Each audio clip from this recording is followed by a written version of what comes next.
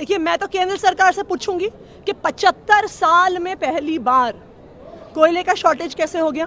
देश में कोयले की कोई कमी नहीं है, भारत में कोयले की खदानों की कोई कमी नहीं है। उसके बावजूद अगर प्रोडक्शन में शॉर्टेज होता है तो ये आर्टिफिशियल शॉर्टेज नहीं है क्या? क्या ये ज़बरदस्ती कोयला इंपोर्ट करने के लिए नहीं है क्या? क्या ये कोयला इंपोर्टर्स को फ़ायदा पहुंचाने के लिए नहीं है क्या? क्योंकि ये जो प्रोसेस है जिसमें हर 3 महीने बिजली के दाम के अनुसार ये सरचार्ज बढ़ भी सकता है, ये सरचार्ज घट भी सकता है। अगर बिजली का दाम कम होता है तो हर 3 महीने में ये सरचार्ज जो कैलकुलेट होता है ये एक डे टू डे प्रोसेस से कैलकुलेट होता है। तो 3 महीने के लिए सरचार्ज बढ़ भी सकता है, सरचार्ज घट भी सकता है। मैम, एक और सवाल है जी लोगों को, आप ये कह रही है जी मैम, एक और सवाल ये है कि आम आदमी पार्टी जो कांग्रेस पर लगातार हमला कर रही है, राहुल गांधी उससे नाराज है। जो 2024 में संभावित गठबंधन पंजाब और दिल्ली में होना था, उसकी संभावना लगभग खत्म हो गई, ऐसी खबर है। क्या कहना चाहिए? देखिए, मैं तो कांग्रेस पार्टी से एक ही सवाल पूछना चाहूंगी कि क्या वो देश के संविधान के साथ है, क्या वो लोकतंत्र के साथ है, क्या वो संघीय ढांचे के साथ है, या वो प्रधानमंत्री नरेंद्र मोदी के साथ है? क्योंकि जो ऑर्डिनेंस प्रधानमंत्री नरेंद्र मोदी जी दिल्ली में चुनी हुई सरकार की ताकत खत्म करने के लिए लाए हैं, वो गैर कानूनी है, वो गैर संवैधानिक है, वो संघीय ढांचे को ध्वस्त कर देता है।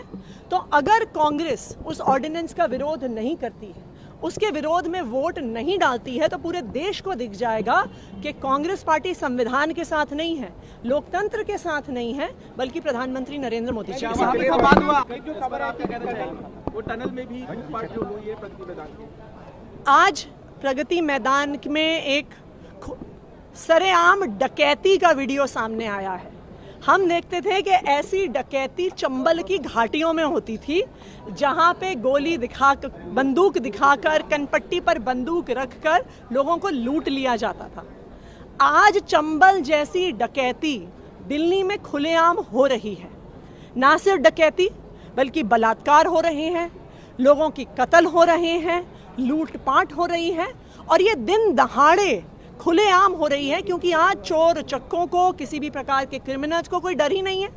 उनको पता है कि एलजी साहब के पास सिर्फ एक काम है, अरविंद केजरीवाल के काम का क्रेडिट लूटने का काम। वो सुबह से लेकर रात तक वही करते हैं। जो एलजी साहब की संवैधानिक जिम्मेदारी है, दिल्ली में पुलिस व्यवस्था को देखना, दिल्ली में कानून व्यवस्था को देखना, उसके लिए एलजी साहब के पास 1 मिनट का भी समय नहीं है।